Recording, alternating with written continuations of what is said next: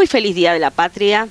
9 de julio, día de la declaración de la independencia argentina, un nuevo aniversario se conmemora hoy en nuestro país. Recuerde que si usted quiere comunicarse con nosotros, enviarnos sus sugerencias o bien publicitar en nuestro espacio, lo puede hacer a través de los números que figuran al pie de la pantalla. Vamos a compartir la primera pausa comercial en nuestro programa y cuando volvamos vamos a presentarle un material inédito en la televisión argentina aquí en Crecer Comercial. No se vayan.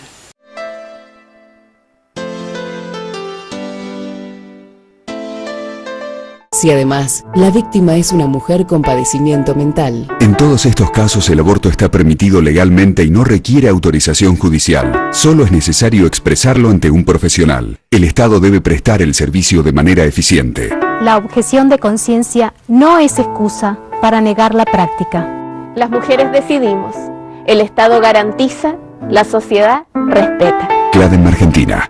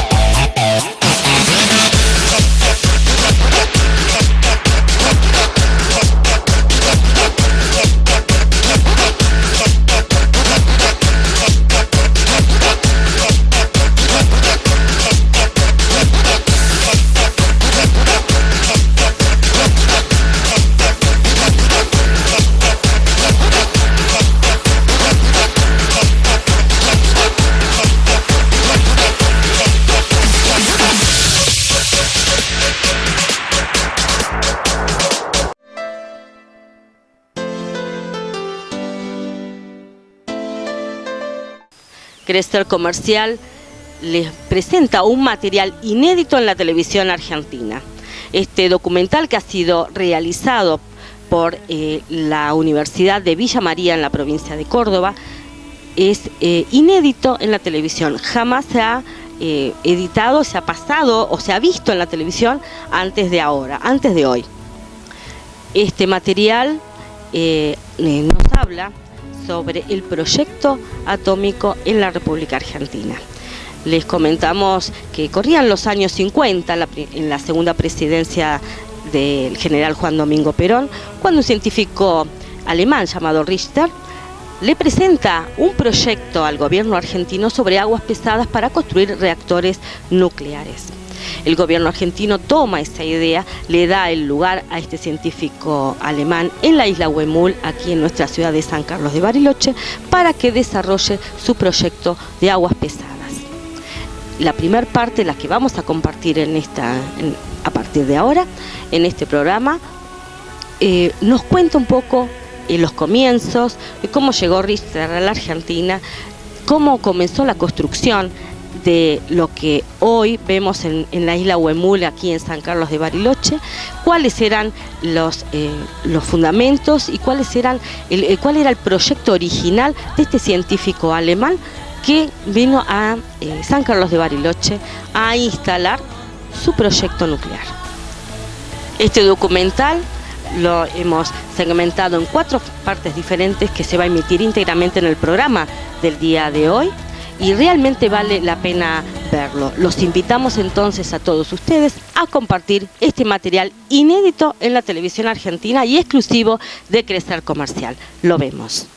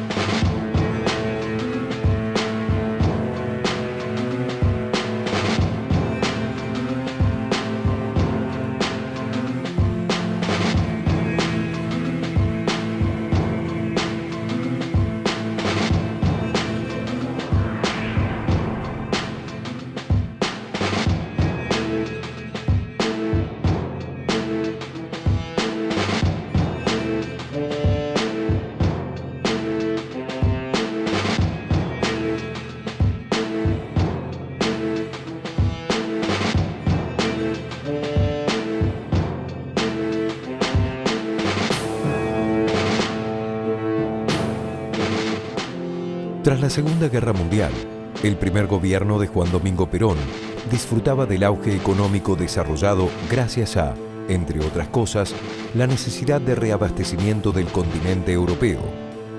Los países que habían sufrido la guerra en su propio territorio necesitaban reconstruirse. Las materias primas eran esenciales para hacerlo, y Argentina era una de las principales fuentes. Pero la Segunda Guerra Mundial también generó otro fenómeno en Argentina: el éxodo de distintas personalidades del régimen nazi hacia nuestro territorio, siempre bajo la permisiva gestión peronista. Entre ellos se encontraba el doctor Ronald Richter, un físico austríaco a quien Perón había convocado específicamente para un ambicioso proyecto en el sur del país, el proyecto Huemul.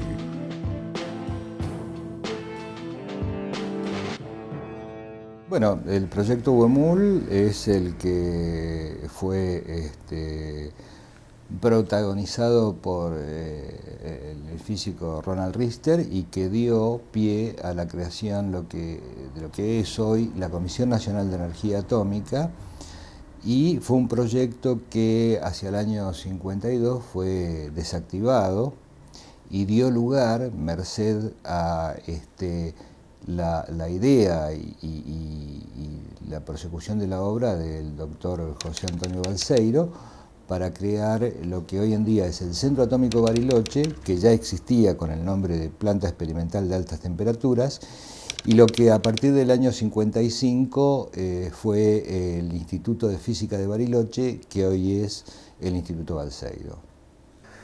El proyecto Huemul comenzó hacia fines de la década del 40 a raíz de una oferta que le realizó el doctor Richter, un físico austríaco, al presidente Perón, y básicamente el proyecto consistía en desarrollar la fusión nuclear controlada en nuestro país. Un desafío enorme para aquella época y que aún lo sigue siendo, porque en rigor, después de tantos años, todavía no podemos conseguir la fusión nuclear controlada en estos tiempos. Todo el material que venía para la construcción en esa época de Buenos Aires era destinado al proyecto Huemul. Ladrillos, cemento, venían trenes llenos de elementos para la construcción, y que muchas veces, hablando con gente de Bariloche, decía que en ese momento para ellos conseguir ladrillos o conseguir cemento era una tarea muy ardua, ya que todo lo que venía a Bariloche, que era una cantidad muy importante, iba a la isla. Así comenzó aquel proyecto. Se instaló en la isla Huemul, de ahí el nombre de Proyecto Huemul, esta isla que está en el lago Nahuel Huapi, frente a la ciudad de San Carlos de Bariloche. Y se desarrollaron allí un conjunto de investigaciones a partir de aquella oferta y con el apoyo naturalmente del Estado argentino. El doctor Richter construyó lo que él llamó reactores, trajo mucho equipamiento científico de alta calidad para la época y con muy poco personal científico, prácticamente un ayudante y el resto era personal de apoyo, comenzó a realizar su tarea. Y en algún momento, hacia el año 51, comenzó a decir que estaba alcanzando resultados positivos en cuanto a la búsqueda de esa fusión nuclear controlada. A tan solo 2 años de haber comenzado sus trabajos de investigación en la isla Huemul, Richter le dio la noticia al gobierno nacional que los experimentos sobre fusión nuclear controlada habían tenido éxito, algo que no se había logrado aún en ningún laboratorio del mundo.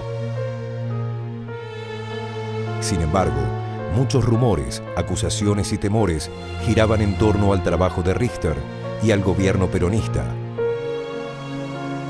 Su salud mental, la viabilidad de su trabajo, las intenciones armamentistas, la fabricación de una bomba atómica, el pronazismo. Todos estos fueron factores que debilitaron lenta y gradualmente la estabilidad del proyecto.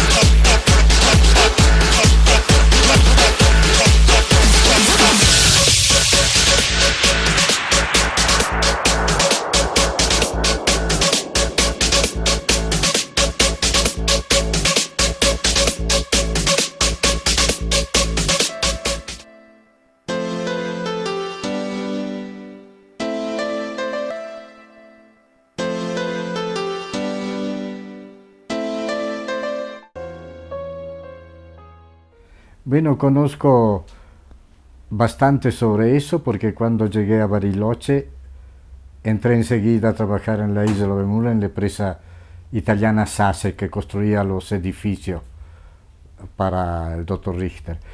Y ahí me puse, como hablo alemán, me puse enseguida en contacto con con el doctor Richter y sobre todo con la secretaria de él, la señorita Erika Blaha, y sobre todo con el doctor Ehrenberg, que era el mayor colaborador de Richter.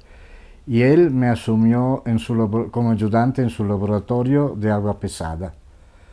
Y ahí todos los días venía el doctor Richter a hacer consulta, a discutir planos con él, y ahí me enteré de un montón de cosas, de todo lo que estaba haciendo.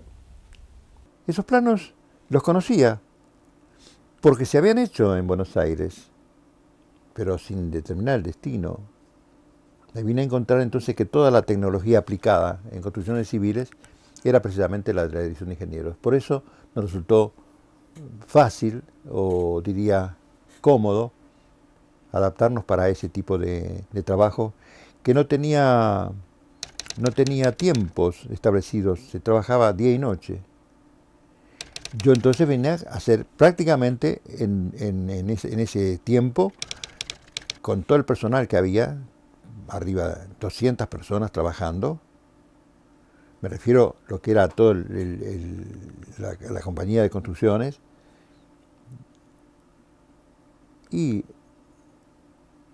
prácticamente la supervisión. O sea, yo en realidad hice la parte de un sobrestante de obra, recorrer las obras en su ejecución. Yo por ejemplo, no teníamos ninguna vinculación con el equipo llamado Grupo Richter, que era el que estaba haciendo los trabajos de investigación, en una palabra, lo que era la planta piloto. La comunidad científica, tanto en el país como en el exterior, desconfiaba en su mayoría de que el doctor Richter pudiera lograr algo con su trabajo. Desde la misma Comisión Nacional de Energía Atómica, que había sido creada en 1950 para apoyar el proyecto Huemul, el coronel González y luego el capitán Iraola Goitía comenzaron a mirar con desconfianza las bases sobre las que se apoyaba Richter y a consultar a expertos sobre la veracidad de sus logros. Porque existía en todos los científicos argentinos la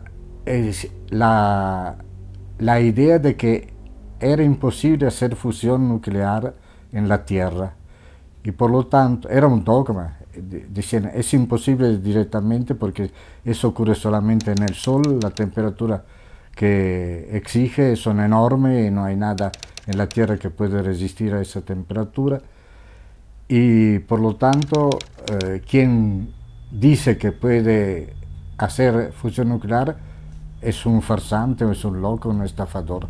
Esa la dominó de entrada. Antes de ver lo que hacía Richter, ya todos los científicos argentinos tenían, sobre todo el doctor Gaviola, que era un excelente físico, era terminante, el decir que antes de venir acá decía que había que fusilarlo directamente, y él se ofrecía como miembro integrante del pelotón. Yo, por ejemplo, aunque no se pueden decir que uno está exagerando las cosas, el personal técnico, como yo, no tenía acceso al laboratorio, digamos, a esas obras internas. Se manejaba como si fuera ahora por robotización. Personal subalterno, es decir, especializado en la bañería, en instalaciones, ellos tenían acceso porque eran controlables, o por lo menos eran aceptables dentro del sistema de seguridad. Recién después, cuando se difundió que en la isla de Mul estaban tratando de hacer fusión nuclear, entonces surgió en Estados Unidos un laboratorio de fusión nuclear, en Inglaterra, en Suecia el doctor Ragnar Gerholm fue el director de esto, vino a visitar el instituto en 1958 y dio un seminario en el Instituto Balseiro. La primera cosa que dijo, gracias a Richter surgió el interés y se vislumbró la posibilidad de hacer fusión nuclear en la Tierra. Muy pocos lograron familiarizarse íntimamente con Richter. Para algunos, el hermetismo de su personalidad era igual o mayor que el de su trabajo. Dentro de las instalaciones de la isla Huemul se había construido una casa para la familia Richter y solo algunos llegaron a conocerla, mientras el doctor y su esposa la habitaban. Desde el principio del proyecto Huemul circulaban rumores acerca de la personalidad de Richter. Algunos lo describían como una persona agresiva, ciclotímica y desequilibrada. Ciertas actitudes y desplantes a quienes trabajaron en la construcción de las instalaciones y en las posteriores investigaciones lo hacen ver como una persona cuya salud mental se degradaba poco a poco.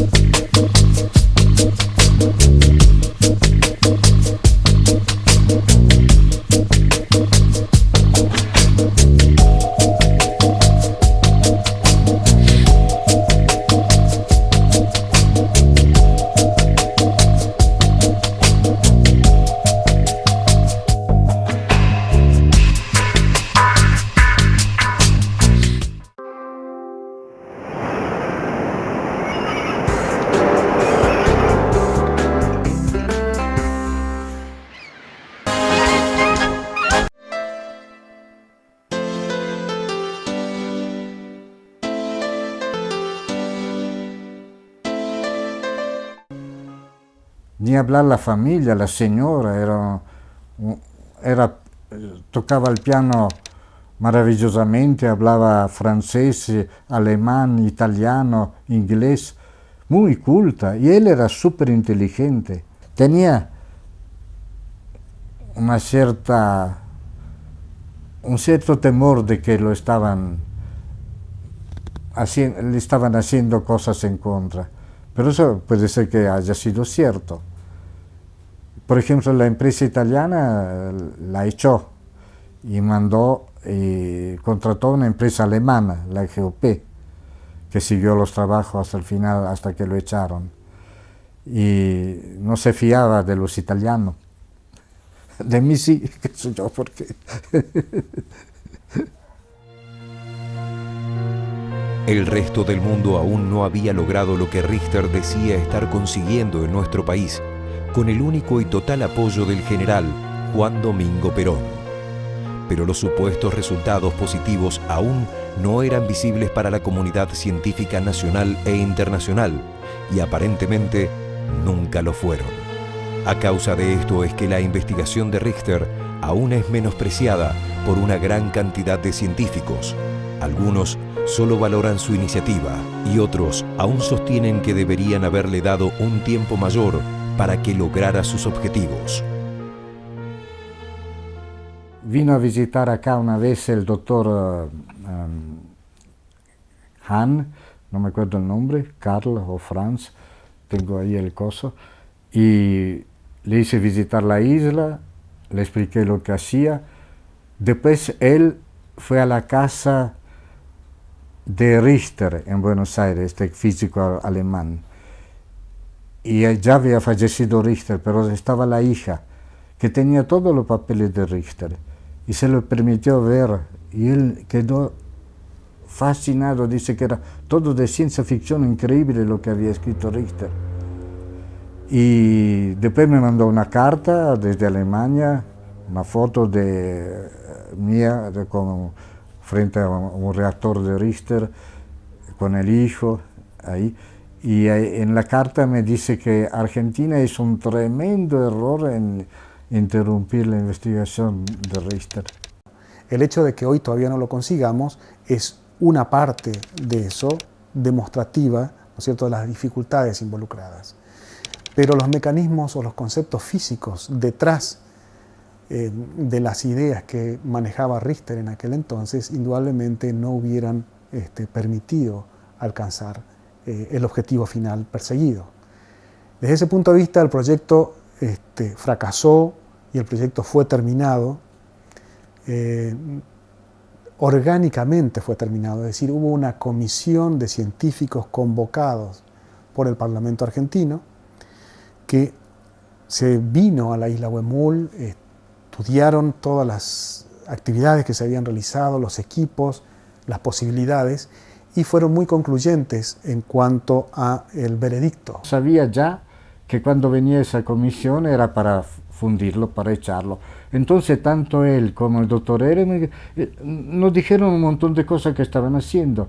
Por ejemplo, el doctor Ehrenberg dijo que todavía no sabía que se había salido agua pesada de su laboratorio, y yo manejaba todos los 3 equipos que había allá, y ya teníamos medio litro de agua pesada que había. Y eso no lo dijo él. Y Richter escondió varias cosas que estabas haciendo. Por ejemplo, el confinamiento magnético del plasma, eso no lo nombró. Y tenía aparatitos chiquitos en escala muy chica donde ensayaba eso. Y no lo dijo. Los países potencias habían posado sus ojos sobre Argentina, y los rumores sobre la intención de Perón de construir una bomba atómica no se hicieron esperar, principalmente desde Estados Unidos, país en el cual se consideraba al gobierno argentino como pro-nazi. La idea de que un país desarrollara armamento nuclear tras el desastre de la Segunda Guerra Mundial, con el miedo al avance del comunismo en el mundo occidental capitalista, y viniendo de la mano de un gobierno que se declaraba como antiimperialista, era una alerta para los países más desarrollados del mundo. Cada tanto había alguna reacción que parecía que ocurría algo, pero además fue obligado en aquella época a hacer el anuncio que hizo Perón, porque era una época de demagogia total y él no pudo sustraerse a la presión. Pero él era al contrario, el doctor Ehrenberg todavía más. Ambos decían que a lo sumo se podía decir que en la isla del Huemul había un laboratorio donde se intentaba la fusión nuclear. Pero después se emitieron un comunicado ambiguo donde no se entiende nada prácticamente de lo que hacía. Pero surgió la idea de que en el mundo de que Perón tenía la bomba atómica, lo principal. En septiembre del año 1952, un grupo de inspectores de la Comisión Nacional de Energía Atómica llega a la isla Huemul con el fin de evaluar el funcionamiento de la planta y de determinar la viabilidad de las investigaciones del doctor Richter. A la cabeza del grupo se encontraba el doctor José Antonio Balseiro, quien había sido traído explícitamente de Manchester para formar dicha comisión y quien sería luego el encargado de elaborar el informe que daría el golpe final al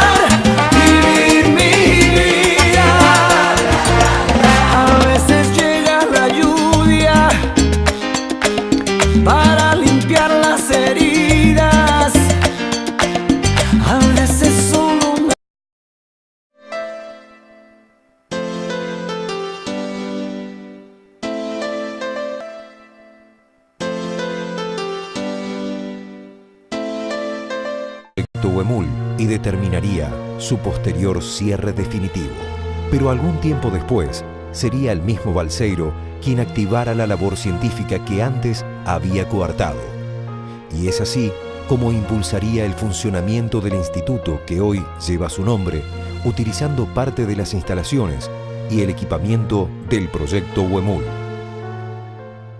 Y fue muy cómico Richter cuando, antes que viniera la comisión esa investigadora, nos comentó, bueno, seguramente viene y esperará que yo lo atienda en la puerta del laboratorio con un mate y una pava, con el agua calentada por las fusiones nucleares que habían adentro. Eso dijo. Hay un montón de cosas también en el libro de Marescotti, en el informe de la comisión investigadora, yo tengo una copia, que son ridículas. Por ejemplo, está escrito que para enfriar un reactor de fusión había que usar por segundo y por centímetro cuadrado todo el agua del Nahuel Huapi. Y eso es ridículo, totalmente, no tenían ningún, aparentemente no sabían qué era el confinamiento magnético. Una vez que se desactiva el proyecto Huemul, el doctor Balseiro, que había sido llamado para formar lo que era la comisión investigadora sobre los estudios que estaba haciendo Richter, le propone a Perón crear un centro de investigación básica. Y es así como se da sustento a lo que ya existía, que era la planta experimental de altas temperaturas, que era el proyecto de la isla, pero lo que hoy en día es el Centro Atómico Bariloche, porque Balseiro lo que propone es crear un centro de investigación básica. Eso se realiza, se lleva a cabo, y con el material, con las maquinarias, las herramientas que se habían comprado, con el equipamiento que se había comprado para la isla, se crean los primeros laboratorios del Centro Atómico Bariloche. Es así como en este lugar comienza a hacerse investigación básica.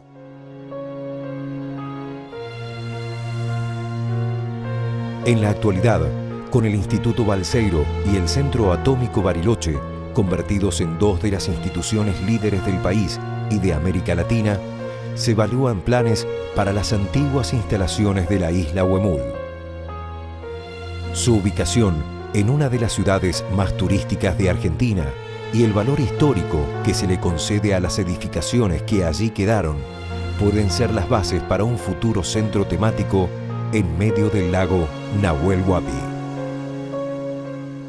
Tiene un valor histórico y turístico, digamos, se explotó hace más de 10 años, se hizo una concesión del área para recorridos turísticos en el lugar, de todos los lugares que se habían elaborado en ese proyecto, lo cual se visitaban lugares donde se habían desarrollado laboratorios, la casa de Richter, un lugar donde se iba a hacer un reactor y demás, y era simplemente recorrer el área con las ruinas que habían quedado de ese viejo proyecto, ¿no? Bueno, hay una comisión asesora, esa comisión asesora nace en el año, si no recuerdo mal, de 87.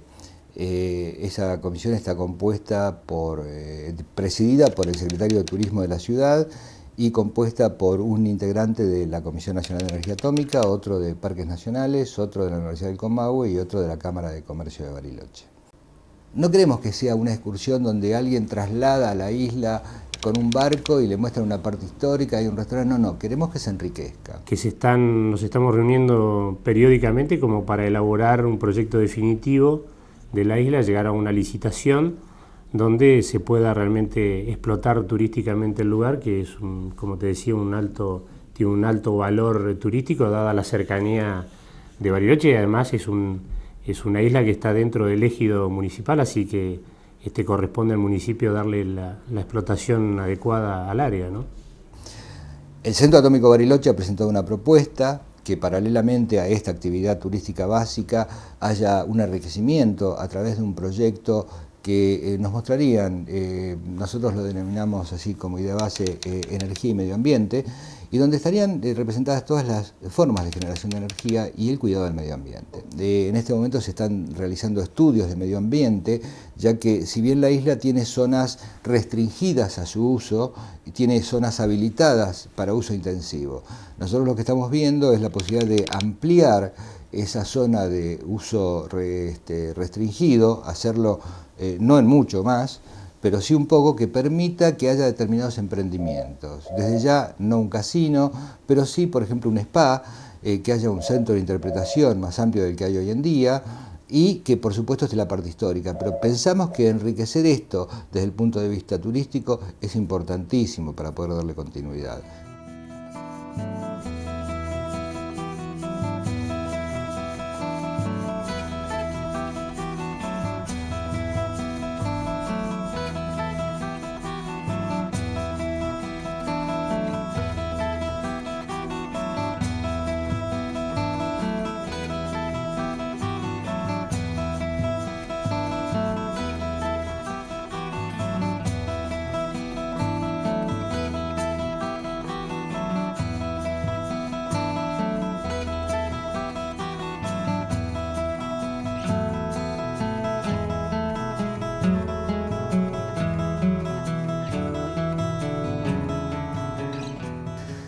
Como dije antes, ese fracaso fue notablemente utilizado para alcanzar lo que yo diría es hoy un éxito, ¿no? No solamente me estoy refiriendo a lo que es el Centro Atómico Bariloche, Instituto Balseiro, sino también a la Comisión Nacional de Energía Atómica en general. Lo que hubo fue visionarios. El primero de ellos, Perón, que apostó al proyecto nuclear. Y después tuvimos durante 33 años 5 presidentes, los cuales hicieron crecer permanentemente la comisión y demuestra que teniendo continuidad y un proyecto concreto, las cosas se pueden realizar. Como lugar histórico, digamos, dio paso a formar profesionales que ahora están altamente reconocidos a nivel en la comunidad científica mundial, ¿no? Y bueno, desde esa época Bariloche está muy relacionado con este proyecto y con toda esta historia y con todo este misterio que envuelve a la isla desde aquella época, ¿no? Si no hubiera existido él, nadie venía a trabajar en ciencia acá. Era muy cómodo Buenos Aires, Córdoba, Bahía Blanca, cualquier otra ciudad, pero acá no. Y eso hay que reconocerlo como el principal, la herencia mayor que dejó. Y todos los instrumentos que dejó, con eso se armó enseguida los laboratorios de física para los estudiantes, el laboratorio de investigación en ácido iónico, en toda parte, en toda clase de la ciencia. Y ahora es una joya todo esto. Así que no hay que despreciarlo a Richter, ya solamente por eso, por haber permitido que surgiera todo esto acá en Bariloche. Si no, sería solamente una ciudad turística y nada más.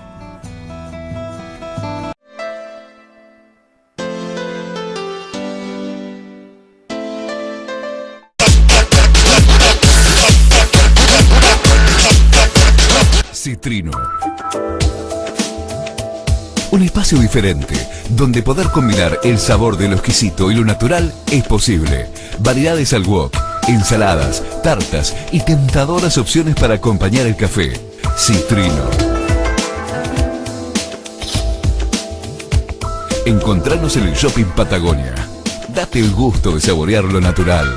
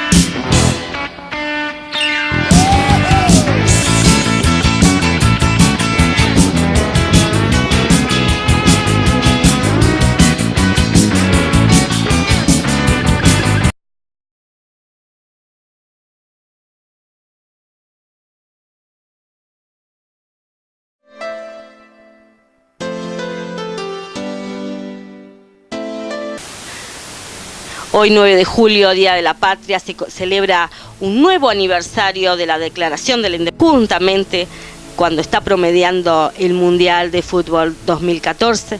Queremos felicitar a nuestro seleccionado nacional por el esfuerzo que está realizando y está cumpliendo un muy buen papel con el acompañamiento de toda la gente. La vamos a poder ver en este pequeño clip que vamos a compartir con todos ustedes. Muy feliz Día de la Patria.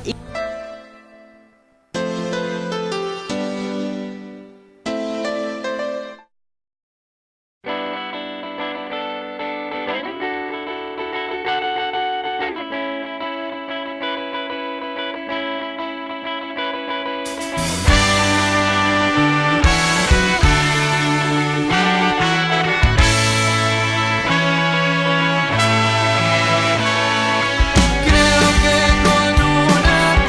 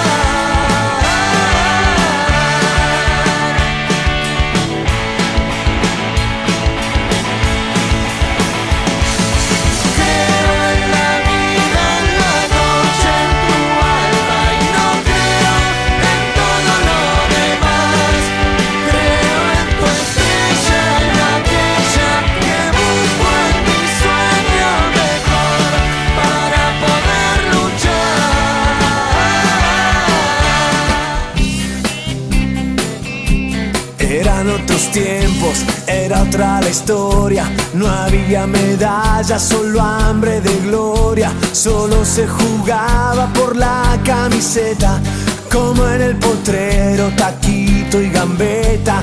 Y vino una copa, llegó la primera, con el matador envuelto en banderas. La gente alentaba en cada partido, hubo un papelito por cada latido.